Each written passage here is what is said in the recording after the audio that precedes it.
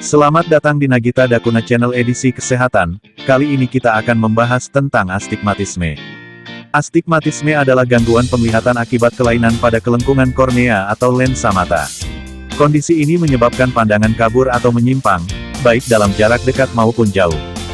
Astigmatisme atau mata silinder bisa terjadi bersamaan dengan rabun dekat hiperopia atau rabun jauh miopi. Umumnya, kelainan pada kelengkungan mata yang menyebabkan astigmatisme sudah terjadi sejak lahir. Namun, cedera atau operasi pada mata juga dapat menyebabkan kelainan ini. Berdasarkan letak kelainannya, astigmatisme dibagi menjadi dua jenis, yaitu astigmatisme korneal, yaitu astigmatisme akibat kelainan pada kelengkungan kornea, astigmatisme lentikular, yaitu astigmatisme akibat kelainan pada kelengkungan lensa mata. Penyebab astigmatisme. Astigmatisme disebabkan oleh kelainan pada kelengkungan kornea atau lensa mata. Belum diketahui apa yang memicu kelainan tersebut, tetapi kondisi ini diduga terkait dengan faktor keturunan. Kornea dan lensa adalah bagian mata yang berfungsi membiaskan dan meneruskan cahaya ke retina. Pada mata yang mengalami astigmatisme, cahaya yang masuk tidak terbiaskan secara sempurna sehingga gambar yang dihasilkan menjadi tidak fokus atau miring. Astigmatisme dapat terjadi pada siapa saja. Namun, ada beberapa kondisi lain yang dapat meningkatkan risiko astigmatisme, yaitu rabun jauh atau rabun dekat yang sudah parah, riwayat astigmatisme atau gangguan mata lain, seperti keratokonus atau degenerasi kornea, pada keluarga, riwayat cedera mata atau operasi mata, seperti operasi katarak, penipisan lapisan kornea atau pembentukan jaringan parut pada kornea. Gejala astigmatisme. Pada beberapa kasus, astigmatisme tidak menimbulkan gejala sama sekali. Bila ada gejala, keluhan yang dialami penderita dapat berbeda-beda, meliputi distorsi penglihatan, misalnya garis lurus menjadi terlihat miring, pandangan yang kabur samar atau tidak fokus, sulit melihat saat malam hari, mata mudah lelah dan terasa tidak nyaman, sering menyipitkan mata saat melihat sesuatu, iritasi pada mata, sakit kepala. Kapan harus ke dokter? Lakukan pemeriksaan ke dokter mata jika Anda atau anak Anda mengalami keluhan di atas, terutama jika keluhan tersebut mengganggu aktivitas sehari-hari, seperti membaca atau mengemudi. Diagnosis astigmatisme. Untuk mendiagnosis astigmatisme dan menentukan ukurannya, dokter mata perlu melakukan pemeriksaan mata secara menyeluruh dan tes mata silinder, meliputi tes ketajaman penglihatan.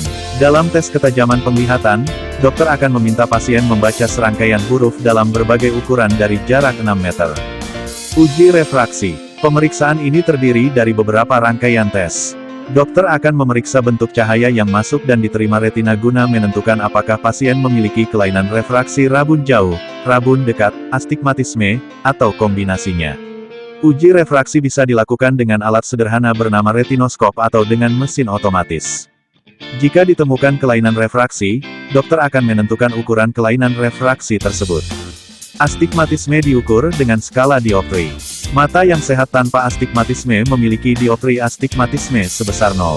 Namun, pada sebagian besar orang, angka dioptri astigmatisme antara 0,5 sampai 0,75 tidak menimbulkan keluhan. Pengukuran dioptri dilakukan dengan meminta pasien membaca serangkaian huruf melalui alat berlensa yang disebut poroptor. Bila pasien belum bisa melihat huruf dengan jelas, ukuran lensa akan diganti sampai huruf dapat terbaca sempurna. Keratometri. Keratometri adalah prosedur untuk mengukur kelengkungan pada kornea mata dengan menggunakan alat bernama keratometer. Selain untuk menentukan diagnosis, alat ini pemeriksaan ini juga dapat dimanfaatkan untuk menentukan ukuran lensa kontak yang tepat. Topografi kornea. Pemeriksaan ini berfungsi sama seperti keratometri, tapi dilakukan dengan alat yang lebih canggih dan presisi. Biasanya, pemeriksaan ini dilakukan jika dokter merencanakan tindakan operasi untuk menangani astigmatisme. Pengobatan astigmatisme. Pengobatan astigmatisme atau mata silinder tergantung pada skala dioptri penderita. Pasien dengan astigmatisme ringan dan tidak mengalami gangguan penglihatan mungkin tidak memerlukan penanganan apapun. Pada pasien dengan angka dioptri di atas 1,5, dokter umumnya akan menyarankan penggunaan kacamata atau lensa kontak. Ukuran kacamata atau lensa kontak tersebut ditentukan dari hasil uji refraksi. Namun, bila pasien menginginkan metode pengobatan lain, bedah refraktif dapat menjadi pilihan.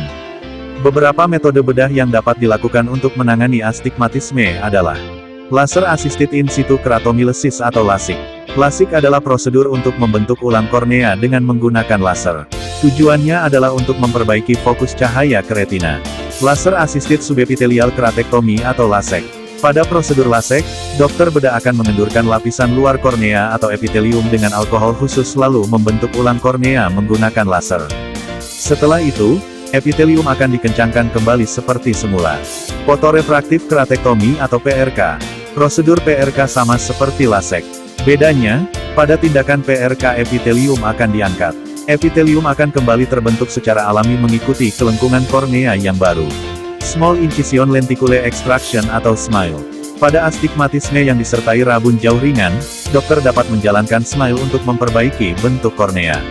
Prosedur ini dilakukan dengan membuat potongan berbentuk piringan atau lentikule di bawah permukaan kornea dengan menggunakan laser dan mengeluarkannya melalui sayatan kecil. Komplikasi astigmatisme. Astigmatisme yang terjadi hanya pada satu mata sejak lahir dapat memicu amblyopia atau yang biasa disebut dengan mata malas. Kondisi ini terjadi karena otak terbiasa mengabaikan sinyal yang dikirim oleh mata tersebut. Amblyopia dapat diobati dengan penutup mata bila terdeteksi sebelum jalur penglihatan di otak berkembang sepenuhnya. Komplikasi lain yang bisa terjadi akibat astigmatisme adalah keratokonus, yaitu kondisi ketika kornea menipis dan menonjol seperti kerucut.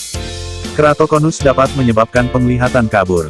Bahkan, kondisi ini bisa menyebabkan kebutaan apabila dibiarkan. Pencegahan astigmatisme. Seperti telah dijelaskan di atas, astigmatisme dapat menyebabkan penglihatan kabur. Pada penderita dewasa, keluhan ini mungkin mudah disadari, tetapi tidak pada penderita bayi dan anak-anak. Oleh sebab itu, pemeriksaan mata perlu dilakukan pada bayi baru lahir dan dilanjutkan secara berkala. Jadwal yang disarankan adalah, untuk usia kurang dari 65 tahun yaitu 2 tahun sekali. Untuk usia lebih dari 65 tahun yaitu 1 tahun sekali. Salam sehat, sampai jumpa di video selanjutnya. Terima kasih.